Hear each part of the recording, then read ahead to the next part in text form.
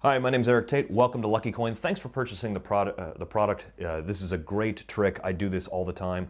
The basic effect is that a card is selected, returned to the deck, it's shuffled, a poker chip is introduced, and it is placed on the spread by your spectator. Eventually it narrows down to one card. The poker chip is turned over and they see your card on the back, an old traditional magician's joke. But then when they turn over the card that they narrowed it down to, it matches their selection. The poker chip is turned back over and their card is now on the back of the poker chip. This is an adaptation of a trick that I originally learned from John Armstrong. John has been very gracious to allow me to teach some of his touches on this. Originally, this trick shows up in Card College by Roberto Giobbi, and there's another version of it in The Artful Dodges of Eddie Fields. It was called Dropsy Diddle there. And I'm also indebted to Nick Lacapo for helping me come up with the fine print gimmick. He's been working on that for a long time and has allowed me to include it in this product. It's going to be a great trick. I think you're going to have a lot of fun with it. We got some other ideas at the end, but for now, let's take a look at the gimmick. So let's take a quick look at what you get. Inside the Ultra Lucky Coin tin is a little bit of packaging. And there are two poker chips in here from a fake casino, the Marinero Game Room and Casino. The one chip is just says your card on it. This is the fine print gimmick. If you look closely around the edge, it says, I know you picked the 2 of clubs, but it says your card very prominently there in the center. And the second one is the gimmicked coin, or the gimmicked poker chip. If you flip it over, it says your card, but you will notice this is a little cover piece, and there is a 2 of spades there. On the back of the cover piece, it's black, so that when you slip it off, it should sort of blend into the shadows in your hand. There's a tiny little magnet in here, and there's a matching magnet right there, so it lines up. So those are the 2 chips. We're gonna learn 3 routines with these chips, and then a whole bunch of bonus ideas, but let's get into it with the first basic Lucky Coin routine. I want to make a bet with you. Okay. Okay? This is, I think you're really going to have fun with this, right? So I have this poker chip here. This is from the Marinero Game Room and Casino. And here's the deal. At the end of this trick, if your card is not underneath that chip, you can keep it. Okay. That's a real poker. You could actually go to the Marinero Game Room and Casino and exchange it for $100 or whatever a black chip is worth. Okay. Right? So here's what we'll do. I'm going to just go like this. I'm going to throw some cards down. You just say stop whenever you want. Stop. Right there. Go ahead and take a look at that card. You can show your friend, don't show me. And then you can go ahead and put it back in the deck whenever I tell you to. Just go ahead and... Did you already put it back in? Yeah, I did. Oh, Sorry. okay. No, that's fine. I'm kidding. Actually, do me a favor and go ahead and give the deck a mix. I don't want you to think that I'm and I'll look away so I'm not like doing any like crazy shuffle tracking things or anything. Perfect. Okay, so we're gonna spread these out just like, and remember at the end of this trick, if your card's not underneath the chip, you can keep it. Okay. So what I'd like you to do is do me a favor, take it very gently by the edges, and then place it anywhere on the spread you would like. Anywhere you would like. Just very gently place it anywhere on the spread. Right there. Okay. So I would say that this card is underneath the chip, but this one is not. Correct? Okay. Okay. And then I would say that this one is, but this is not. Correct? Yes. Okay. Excellent. Here's what we're gonna do. We gotta get a little closer in. A little closer in. Now you gotta actually like you gotta pick one chip. You gotta pick one chip. It's up to you. One chip, or one card with your chip. Right there. Okay. So not there, not there, not there, not there. That one right there. And remember what I said at the end of this. If your card wasn't underneath there. Yeah. What was your card? What was my card? 2 spades. Okay. Check this out. Right underneath the chip. Boom! Your card right there. That's. I know that's. It's a long way to go for a win. Did you? Can I look at this? I like that. You just like slam it straight down. All 3 of the Lucky Coin performances start the same way. It just depends on the force card you're going to get, but all the basic routine is the same. So let's start out with the very basic routine that just uses the chip with the 2 of spades on the back. There is a magnet in this chip, but we're not going to be using it for this routine. We don't need the cover piece. You do need a matching force card here, in this case the 2 of spades. And this routine is covered in Card College, and some of the touches here are courtesy of John Armstrong. The very first thing you're going to notice is that your force card is pencil dotted in the two opposite indexes here so that you can see it.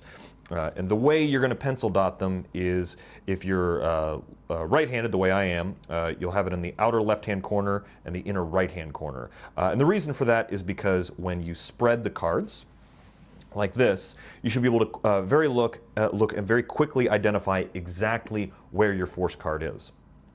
In this case, I see it's right there. So you start off by you walk up to somebody and you say, "I'm going to make a bet with you." And the bet involves this poker chip right here, but we'll get to the poker chip in a second. And you're going to force the card on them. Now, I prefer to do a classic force. There's a lot of different resources for this, but essentially you're going to get a break over your force card, spread the cards, and then as they go in to reach it, you'll hand them the force card. Another way you could do this is with a riffle force. Have a break over the back of it, run your thumb down the side when they say stop, just pick up everything over the break. Let them take a look at the card, have them shuffle the card back in the deck. This is how you get a lot of freedom with this, is because the pencil dot allows you to very quickly find the card later. So the cards are shuffled into the deck. You spread them on the table. In this case, I know the two of spades is right there, thanks to my pencil dot. I bring in the poker chip. And what I say is, what I'd like you to do is, we're going to make a bet. At the end of this trick, your card will be underneath this chip. And if it's not, you can keep the chip. You'll have them pick it up by the edges. And one of the things I like to do to prevent them from turning it over is say, I'd like you to very gently pick it up by the edges and place it somewhere on the spread. And I demonstrate in a couple of different areas, gently placing it, because if you ask them to drop it, a couple of different things could happen. If you're on a hard surface, the coin may bounce around and reveal the other side too early, or they may pick it up like this and turn it over as they place it. So if you ask them to pick it up with two fingers and gently place it, that decreases the likelihood that they'll see the force card on the back. So let's say they place it anywhere. In this case right here, I like to make it very fair, and I say, look, your card is, I think this card is definitely underneath this chip, but it's not underneath these. They say yes, and I spread these cards away, and then I do the same thing on the other side. It's definitely under here, but not underneath here. Now I'm going to go pick up the cards, and I'm going to pick them up in sort of a ramshackle fashion. I'm going to start picking up groups of cards, and the reason I'm going to pick up groups of cards is because I've identified the pencil dot, and I want the force card to end up back on top of the packet in my left hand. So I just casually gather up random groups of cards, ensuring that my force card is on top of the deck. I'm now going to spread these cards out, and I'm going to ask them to, again, gently place the chip on one of the cards. In this case, they've placed it there. I'm going to remove these cards. Now you'll notice that I use the deck to pick up each of the cards. That ensures that I get all of them out of the way and my force card is on top. Now I'm going to do a break. I can either pinky count off or move it over and get a pinky break underneath the card because I'm about to do a top change. I say, remember your card. Remember what I said. If your card was underneath the chip, you would get to keep it. And I go to make a big deal about how I'm going to reveal their card. This is an indifferent card. Does not matter what this is. Then I use the card to lever the chip over, just like that. Everyone looks at the chip and sees the force card on the back of it. While everyone's laughing, I'm going to come back and do the world's easiest top change. So all I'm doing here is I'm coming back to the deck. I leave the card that was under the chip on top of the deck as I come back forward with the two of spades. And I slide it there, and slide the card underneath the chip, table the deck. Now I'm home free. Frequently, what I do, and what John does, is wait for them to get curious about that card. They turn it over. It's a giant miracle. Everyone applauds. Let's go over one other quick scenario here, and that is this. That is if they go ahead and spread the cards and they end up right there, where they've placed the chip directly on the card. Here, I just let it happen. I go, I think that you placed it on this card, or I may even go through that entire selection process again. And if we get to here, and I notice that their card, the force card, is underneath it and they've done it all on their own, I let them take all the credit. Don't do any moves. Just let it happen. But 1 in 100 times that'll happen, and you'll be home free. You'll feel like a miracle. But that's the basic Lucky Coin routine. You should look up John Armstrong. You should look up Roberto Giobbi's Card College for a whole bunch more work on it.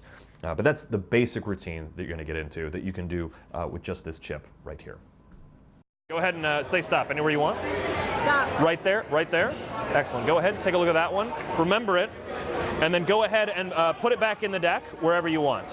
When I tell you to put it in the deck, just go ahead and put it wherever you want. You already put it in? Yeah. Okay, that's fine. Nope. Is that bad? No, that's not. No, it's perfect. Actually, go ahead and give the deck a bit of a mix. Go ahead and shuffle it up, because here's the bet, right? I have this poker chip here. It's from the Marinero Game Room and Casino. At the end of this trick, if your card is not underneath this chip, you get to keep it. If your card is underneath the chip, I get to keep it. That's the bet. Like I said, I'm not great at gambling, all right? Go ahead. What I'd like you to do is very gently take this by the edges and place it somewhere on the spread, anywhere you like. Right there. Now I would say this is not underneath the chip, correct? I'm sorry. This is not underneath the chip. This one is not, but this one is, right? Okay. Okay. And then I would say that this one is, but this one isn't, correct? Right. Okay, excellent. All right, so let's get these out of the way. And we need to get real specific now, okay? So we got you got it narrowed down to about 5 cards. Again, very gently by the edges. Please place the chip on any card that you want. Okay, right there. Remember, at the end of this trick, if your card is not underneath this chip, you get to keep it. Okay. Are you ready? Okay. Right there, underneath the chip. Yep. Your card. It's a long way to go for a dumb joke, isn't it? You get the camera guy, the whole thing, right? I know. All right. That worked. Thank you. Oh, fun. I just want to see what card. Yeah, that's fine. Oh my God! Was it? Yes. Was it really? Yes. Oh, come on, really? So That's part of the trick. no, here's the thing though. So that is your card. Yes. So what I said though was at the end of the trick, your card will be under the chip, and unfortunately that's not the end of the trick. This is the end of the trick, and you'll notice that the chip is over here. So I sort of lost, right? Yeah. Unless of course that was also your card. Oh. Good job. Oh, thank you very much. Thank you very much. That was good. Thank you. Thank you. Appreciate it. This is the Ultra Lucky Coin routine. This is one of my favorite routines to do. I perform this in strolling situations, close-up magic, a lot of my corporate gigs and my private events. I do this routine all the time. It's always on me. This uses the gimmick chip right here with a cover card. Let's talk a little bit about the chip itself.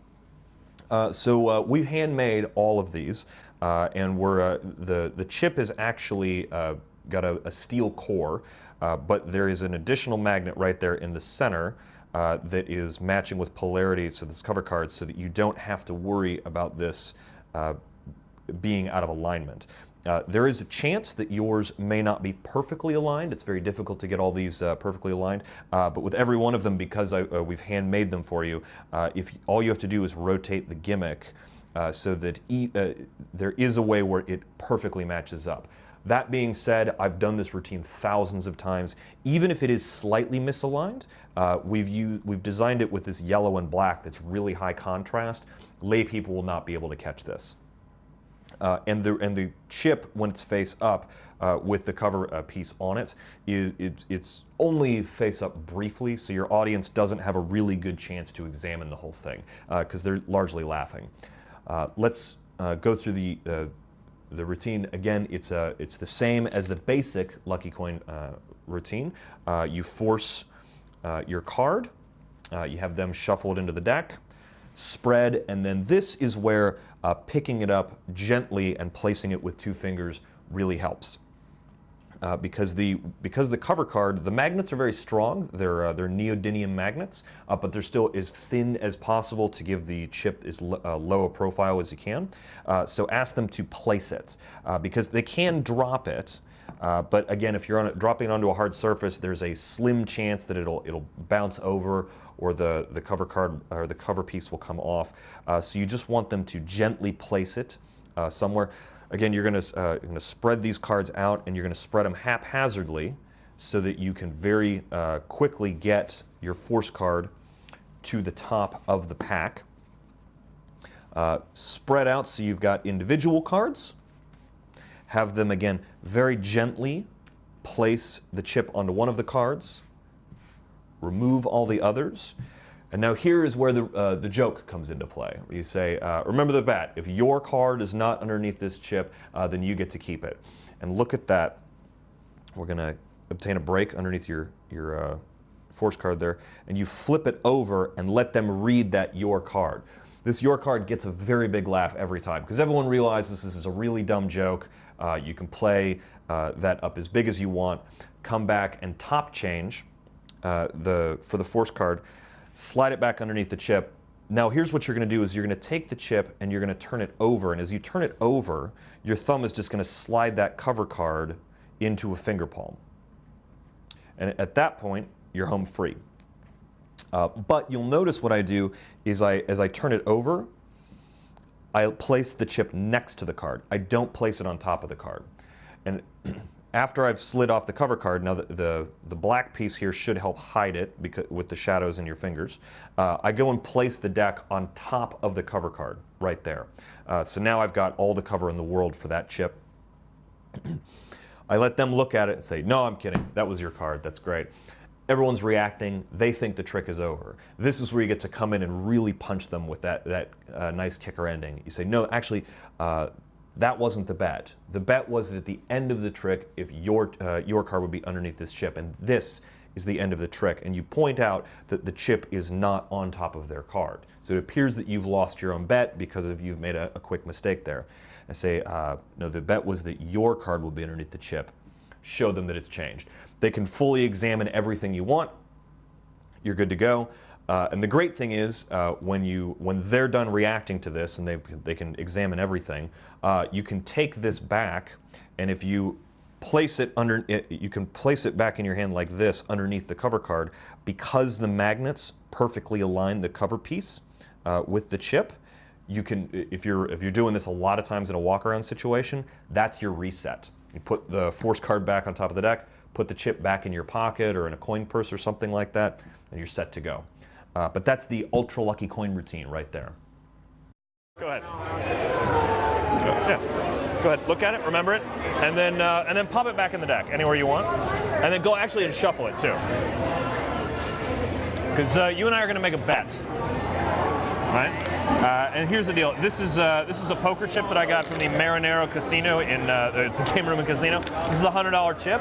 At the end of this trick, if your card is not underneath this chip, you can keep it. Right? If your card is underneath the chip, then I get to keep it because this is my lucky poker chip. Right? I get to keep the card or the chip? You get to keep the chip. If your card is not underneath there, you get to keep it. No, it's fine. That's a perfectly acceptable thing, right? So we got spread the cards out here. So here's what I want you to do, right? I want you to take this chip very gently by the edges and place it somewhere on the spread.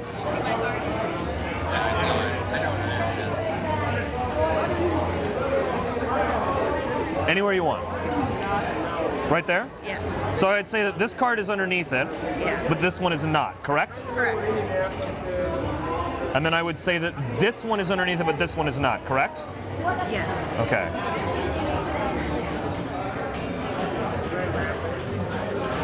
So we're going to get a little more specific now, right?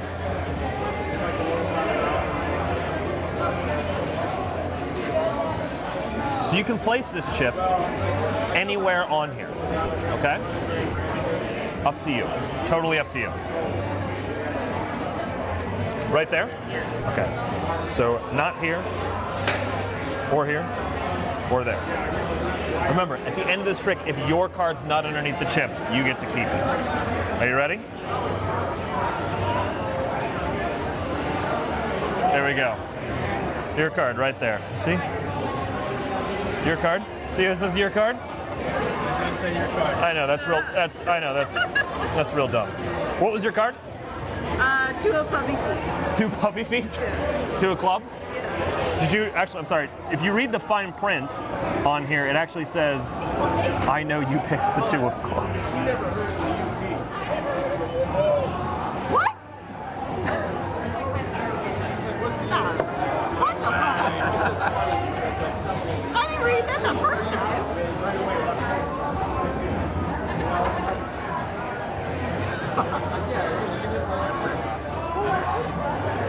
Thank you so much. All right, let's get into the fine print version of Lucky Coin. This is a fantastic trick that Nick Lacapo has given to me to put on this release. I'm indebted to Nick Lacapo for this. It's a great trick. He's got a lot of great touches here on it that he's allowed me to release with you, or share with you. So here you've got your poker chip that says your card with the fine print. This starts the same way as all the other Lucky Coin routines. You're going to force a card on your spectator, in this case the 2 of clubs. Here we'll just do a riffle force. So they see the card, they shuffle it back into the deck, you spread it out, they drop the card down, get down into one card, do all of the sort of gradual picking up so that you end up with the 2 of clubs back on the top of the deck. And here's where the routine changes a little bit. What you're going to do is say, remember the bet was your card is underneath the chip, you turn it over. You go back and top change while everyone's laughing. You say, look, your card. And one thing Nick does that I think is really interesting is he points to the your card. But you'll notice when he points right there, he's actually touching the chip. Even though he's pointing at your card, he's blocking out the 2 of clubs. Because no one's going to read the fine print upside down, but they might catch it this way. So he draws attention to your card, slips the force card underneath, and then draws their eyes back up to him. In this case, you'll sort of look up and look them in the eye and say, oh, did you not think that was funny? That wasn't your card? Well, what was your card? They say the 2 of clubs. You say, oh, you should have read the fine print. Draw their attention, say, I know you picked the 2 of clubs. So you're bouncing their eyes up off of the chip to you, and then redirecting their attention to show the prediction of the 2 of clubs. At this point, you're home free, because you've already done your top change. You slid it back underneath the chip. You can wait for them to get excited for it, or you can even slide it off and show them that they've correctly found their card. That's it. There's not a lot to it, but it is really fun. It's a great thing to do. I think you'll really enjoy it. But that's the fine print version of Lucky Coin.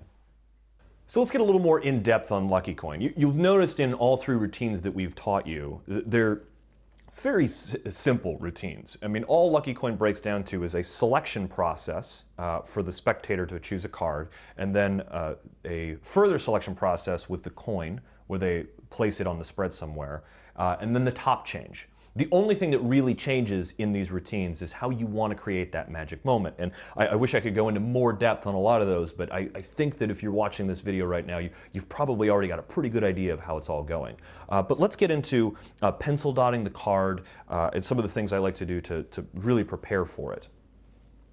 So when you get into actually pencil dotting the card, there is a little bit of an art to it. First of all, it's important that you use a pencil, not a pen, because pens can get real dark real fast, and you can, even lay people sometimes see it. It's a little hard to hide it as a smudge. It is real important with your pencil that you have an alligator on the back of it. If you don't have one, I recommend going to New Orleans. This is essential when you're pencil dotting a card. But take your pencil and go in and just lightly color in on both sides, right there in the outer left-hand corner and then the inner right-hand corner. And you'll notice that these dots are fairly light, and I'm brushing it off just a little bit because I don't want to have excess carbon or graphite there to run off anything. But I can just sort of barely see these. Now when it goes into the deck, I penciled out both sides so I don't have to keep track of which side the dot is on. But also when I spread the cards, I can very quickly identify where it is in the deck by just very quickly scanning. You will notice that I'm using marked cards, and occasionally if I've forgotten to pencil dot, because I know the force card, I can see it. But if I don't spread wide enough with a marked deck, and I'm using the Penguin Maiden back deck because I love using this. You know, if I don't spread wide enough, I might not be able to see the mark. But with that pencil dot on the extreme outer corner, even if the spread is very narrow because I don't have a wide working space, I can still see that dot. The other reason you want that pencil dot is because if I spread this way, if I choose to spread from left to right, then I can very quickly identify the pencil dot close to me. And again, it's at the outer edge of the card so that my spread can be nice and tight if I have a small working surface. I want to be able to see it even if my spread is not that wide. So that's a little bit about the pencil dot. Let's get into a couple of different forces that you can use for the lucky coin or ultra lucky coin routine. So the force with any lucky coin routine needs to be a good one. You want your audience to have a really fair selection of it. And this is a great way, this is a great trick to practice your force on. You'll notice when I perform, I tend to do a variation on a classic force. And let's talk a little bit about how I get into the force. Because you'll notice in the performances, I don't cut and then go into a force or start riffling down the side. I actually do a pass as a get ready for my force. I do a dribble pass. So here I've got a break and I'm going to rock the deck back.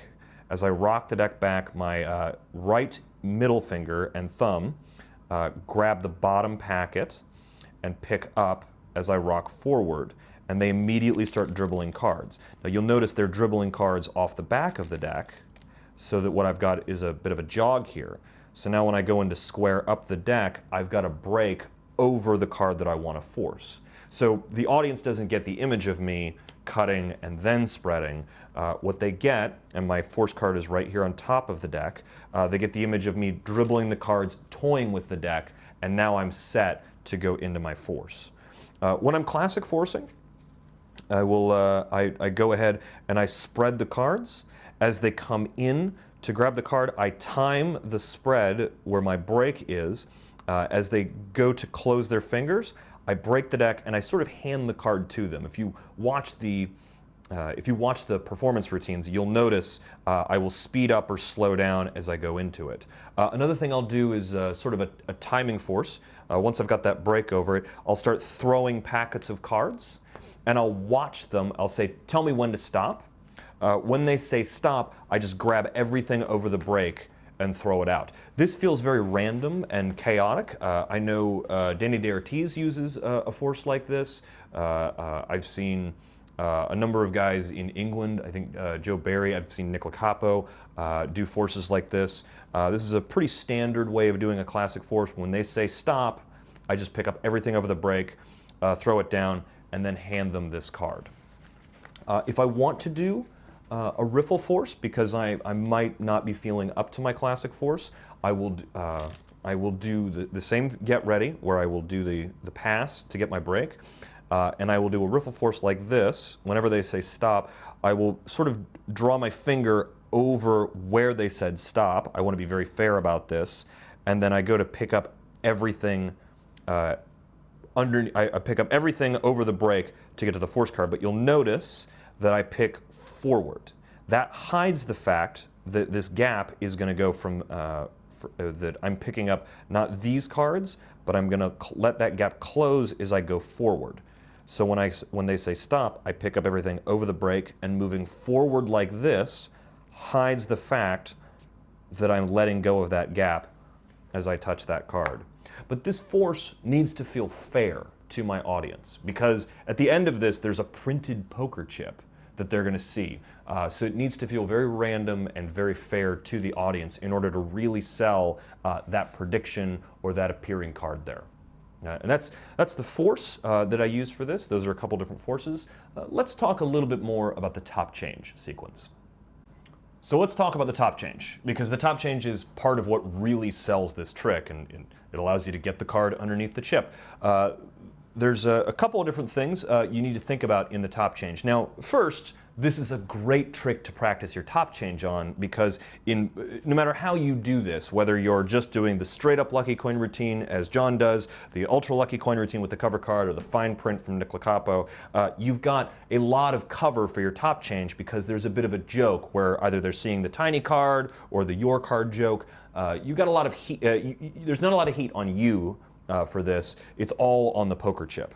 But let's talk about the mechanics and some things to think about with the top change. So here we have an indifferent card following our selection process, and I've got a break underneath my force card, in this case the two of spades. So after I turn this over, there's a couple of things to notice when I'm turning this card over. First is that you'll notice my fingers are down here at the corner of the card. So it's right there.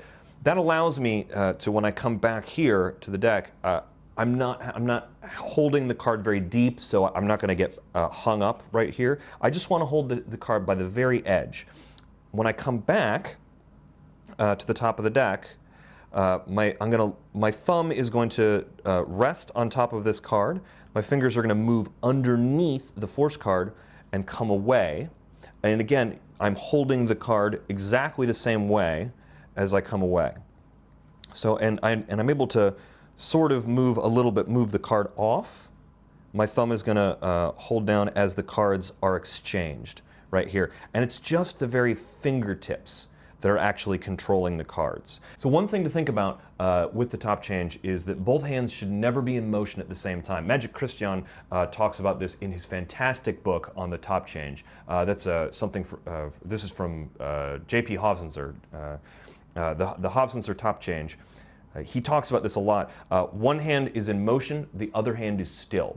And the way I like to think about this is sort of missile defense, because one of the reasons they have such problems with missile defense systems is you've got two objects in motion. Well, if your hands are both in motion, trying to bring your hands together and meet in one place is going to be very tough, especially if you're looking at your audience or focusing your attention on the chip, because you don't want to be looking at the top change as you do it. That's a big no-no.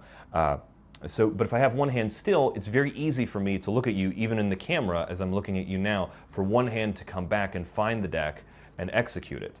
Once the exchange is made, the other hand can move. So I can come away like this and table the deck, or I can come back and come forward. So here I've got the indifferent card.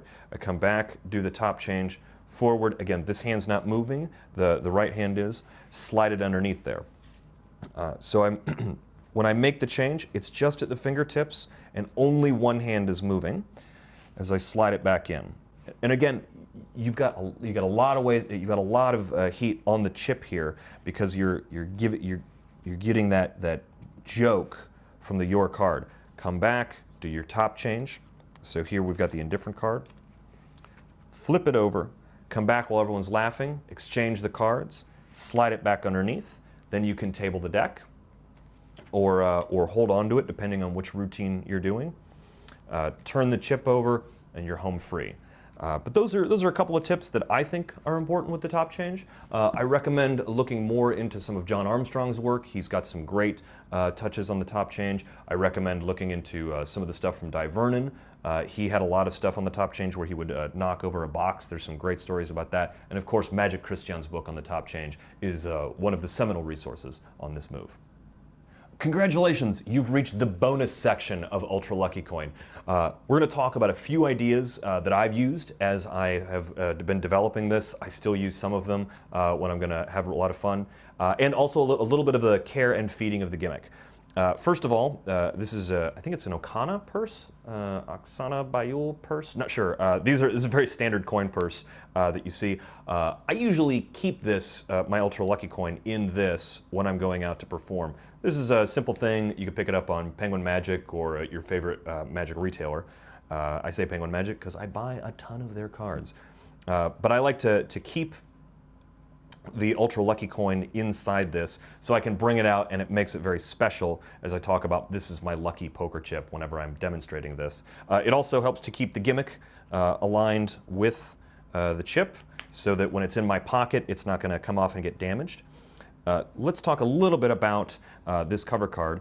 This is made of a sticker that has a polycarbonate face on it. So if it ever starts to bend up around the edges, you can, even though the gimmick still hides very nicely because it's this big high contrast black and yellow, what you can do if it starts to do that is you can press down and move around as I spin it. I'm just pressing down a little bit, and that gets it to sort of become like saucer shaped on the inside so that it looks better on top of there. I don't have to do that very often, but every once in a while it just helps to make it makes me feel better that the gimmick is going to look great on there.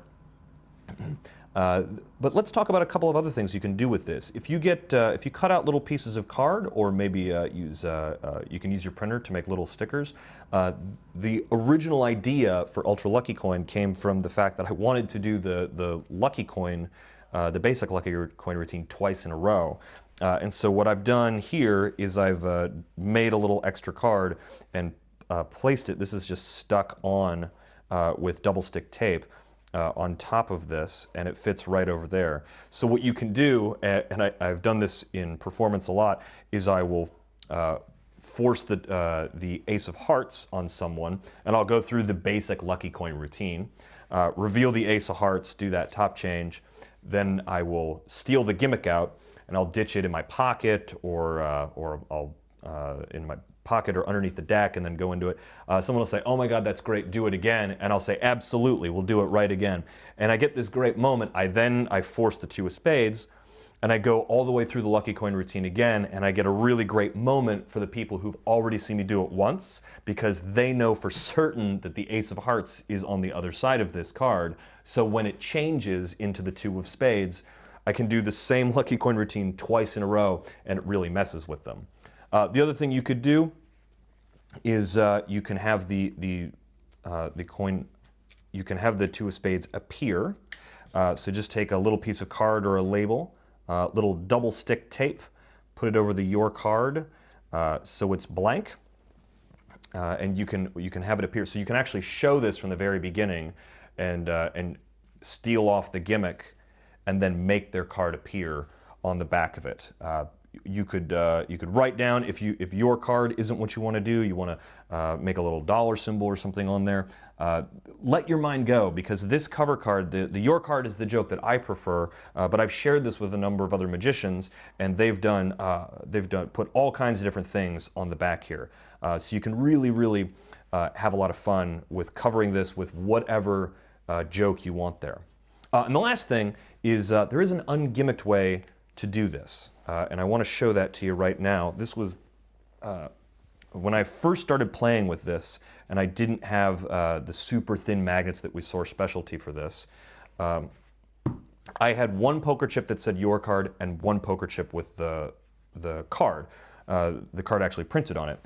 So what I would have is this would be held out in my pocket, and after I did the top change and came in, after I did the top change and came in with their card and showed them the your card joke, what I would do is I would turn this over and then let them look at the card, and then go back to that same moment in Ultra Lucky Coin where I turn it over and show their card on the back. And what I'm doing here is a simple turnover switch. So I've got a card that says your card on there, and what I'm going to do is have the other poker chip here in finger palm, and the card side is going to be facing out. And as I turn this over, I'm going to let the other coin fall out of my hand and draw this into finger palm. And actually, I was at the Tricks Magic Convention, and the first time I showed someone the Ultra Lucky Coin gimmick, they actually thought I was doing a turnover switch instead of actually using the gimmick, which was a lot of fun. But again, from the front, that looks pretty good. And all you need is 2 identical poker chips, one that says your card, one with another card, with a card printed on it. And you can just do a little turnover switch there. So they see that, and then boop, and then turn it over again, and you see that. The last thing that I'll do, and I didn't talk about this yet, but you'll see me do this in the routine, when I'm doing any type of Ultra Lucky Coin routine, when I first present the chip, the first thing I do is show them the chip, and then I put it down. And I don't draw attention to the fact that I'm turning it over as I put it down, but it looks like I'm showing both sides as empty. This is a very old idea to show like a coin, a normal coin, as both heads or both tails. And what I'm doing when I do this is I'll even do it from hand to hand. It looks like I'm turning it over like this. But what I'm really doing is my hand is levering out from here. So instead of going over in a swooping motion, my hand is coming out very quickly and then the poker chip or coin begins to fall, and then my hand comes around and pushes it the rest of the way down. So if I say I have this poker chip here, this is my lucky poker chip, I've apparently shown you both sides of the poker chip. So when I actually go to do the flip, it appears as though your card, or if I'm just doing the basic lucky coin routine and not the ultra lucky coin, when that appears, when they finally see that, it looks as though the card has appeared on the back of the poker chip. I don't draw a huge attention to this because sometimes people might sort of catch on to what I'm doing, but I think it looks pretty good, and occasionally I do get a nice little extra effect in the your card is appearing on the back, or the playing card is appearing on the back, however you want to do this. So those are just a couple of bonus ideas for you to play with the cover chip and the turnover, and a few things for you to play with there. So go out, have fun with them. I'm on Facebook and Twitter and Instagram. If you come up with any new cool things to put on the back of your cover card, or any other ways to switch the different poker chips in and out, I'd love to see them. Please get in touch with me.